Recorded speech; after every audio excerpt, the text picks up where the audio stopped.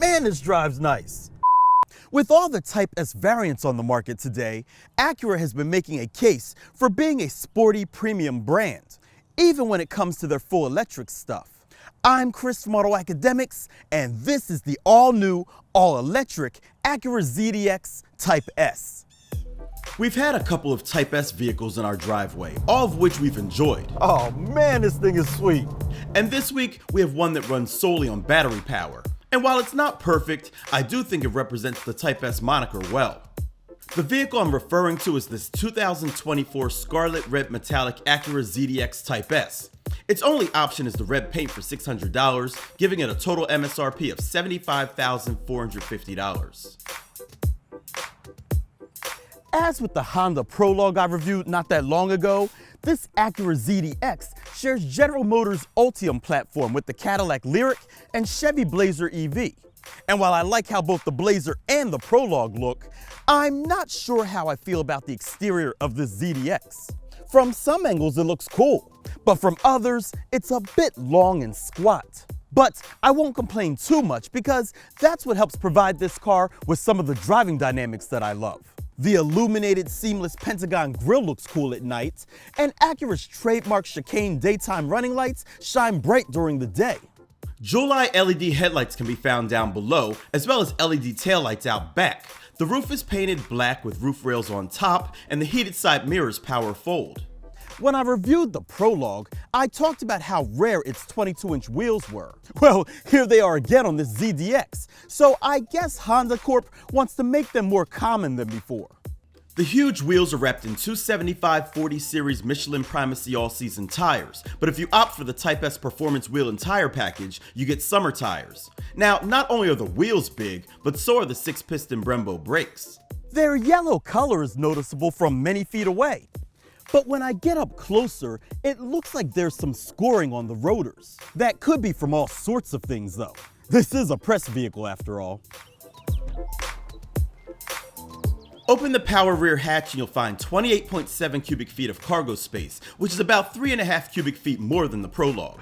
Release the 60/40 rear seats via the press of some buttons, and you get 62 cubic feet, or approximately 4 cubic feet more than the Honda. There are cargo tie-downs, LED lighting, and a 12-volt outlet. Plus, there are some dividers under the floor to manage your tow hook and charging cable.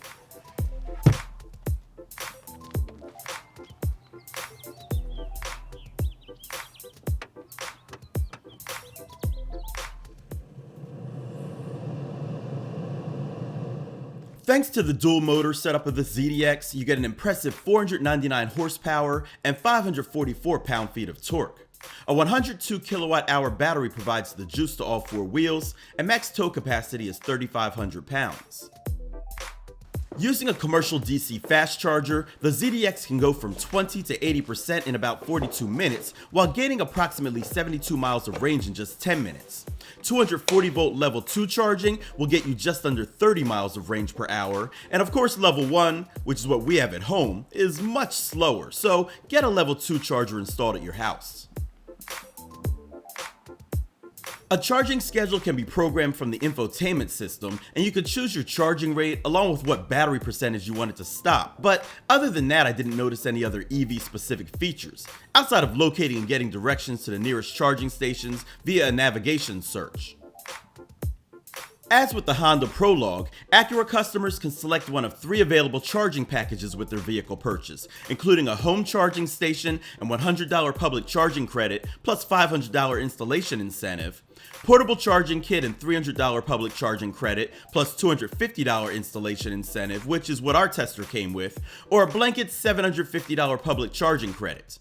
Also, Acura has agreements with EVgo and Electrify America that provide owners with single app access through their Acura EV smartphone app, and customers will have access to Tesla supercharger stations nationwide when using a charging adapter. The drive mode selector allows you to choose between normal, individual, sport, and snow settings, with the individual setting enabling you to customize the steering, suspension, brake feel, acceleration feel, and motor sound. 0 to 60 miles per hour can be completed in less than 5 seconds, and Acura reports total range is 278 miles.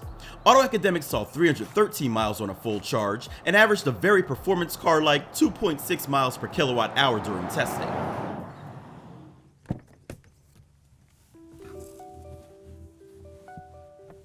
The back seat of the ZDX is extremely spacious, with leg and shoulder room for days. But while there's physically enough space for a middle passenger, that seat isn't as comfortable. Fortunately, the floor is flat, so there's plenty of room for your feet. The seats are heated and have an additional notch of recline, and the leather feels soft and supple. There's a third zone for climate, fast charging USB-C ports, and a 110-volt outlet next to that.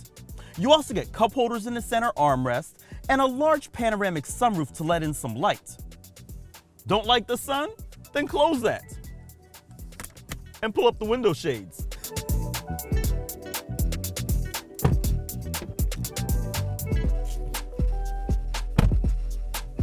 Similar to Honda's Prologue, the GM collaboration is truly evident inside this ZDX, from the buttons on the dash to the audio controls on the back of the steering wheel to OnStar access on the ceiling. Also similar is my confusion with the infotainment system. I just reviewed the Prologue a couple of weeks ago, yet I still needed a day or so to reacclimate to where everything is located. You can figure it out, it's just not very intuitive. Thankfully, it looks and performs great. The seats feel good with plenty of support and adjustment, and the perforated steering wheel is thickly padded while feeling nice in the hand. Now, it's interesting how Acura has decided to put a Bang & Olufsen stereo in here, as opposed to their usual ELS Studio system. And while not quite as clean, this system is more powerful and definitely has more bass than the last ELS system I experienced. Even the spatial audio sounds decent, and I don't usually care for that. Unfortunately, the wonky controls carry over to the tone adjustment, making them more cumbersome than need be. The digital instrument cluster is 11 inches wide and the touchscreen display is 11.3 inches with Google built in. There's wireless Android Auto and Apple CarPlay, the steering wheel is heated, and the perforated Milano leather seats are heated and cooled. The Bang & Olufsen premium audio system has 18 speakers, the wireless phone charger works decently, and there's also Wi-Fi with over-the-air updates. The ambient interior lighting changes color with the drive modes, and there's a digital rearview mirror and large colorful head-up display. Safety and security features include a tire pressure monitoring system, surround view camera, rain sensing wipers, automatic emergency braking, forward collision alert, front pedestrian braking, adaptive cruise control, hands-free cruise with 36 months of service, lane keep assist, lane change alert, side blind zone alert, and blind zone steering assist, rear cross traffic braking, reverse automatic braking, rear pedestrian alert, front and rear parking sensors, and automatic parking assist. So now that we've addressed all of that, it's time to take it out and see how it drives.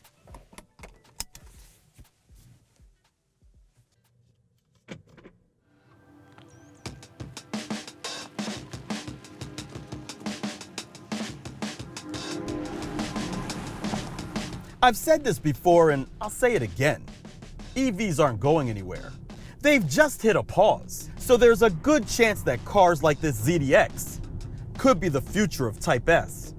Now that I've made some of you upset, let me cut right to the chase. If you like to drive, you'll really enjoy this version of the ZDX. Because even in normal mode, it loves the twisty stuff more than a lot of other EVs in their sportiest modes. Which is pretty amazing since the suspension feels squishy going over things like speed bumps. I assume a lot of that can owe thanks to the adaptive suspension. It not only firms up and drops in sport mode, but also raises and lowers the car when you drive off and park. Oh, it will also raise the vehicle in snow mode for a little extra clearance. Something else that helps the handling is its reported near 50-50 weight distribution. Now, don't get me wrong, because you can feel its weight, but it really drives well. With almost 500 horsepower, of course it feels powerful. But in the world of EVs, 5 seconds to 60 isn't that quick. Also, while it's not what I would consider a large vehicle, it's fairly wide. So if you park in the garage with another large vehicle, things might get tight. I like the Brembo brakes too because they have plenty of power and the pedal feels good. The cabin is quiet, especially when you turn the fake motor noise off, and visibility is fine. Hands-free cruise, or super cruise as GM calls it, is a nice feature, keeping the car centered on the road while making sure that you're paying attention. It only engages on major roads that are pre-mapped, but that's what allows for its consistency. In my experience, every once in a while it would drift toward the line, but other than that, it works well. Now the forward collision warning, that's a bit aggressive, but the other active safety features work well. Nowadays, I'm never surprised when an EV can provide a quiet and comfortable driving experience. But when I can get that and enjoy it on my twisty back roads, that's saying something.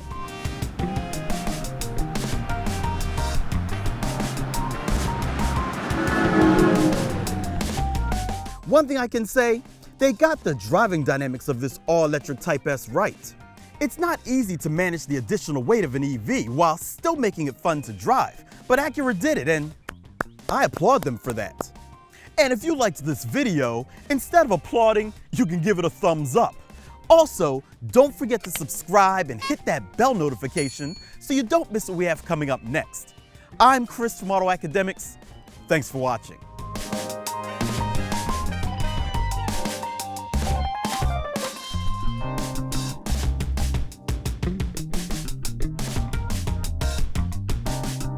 Doesn't look too bad from that angle.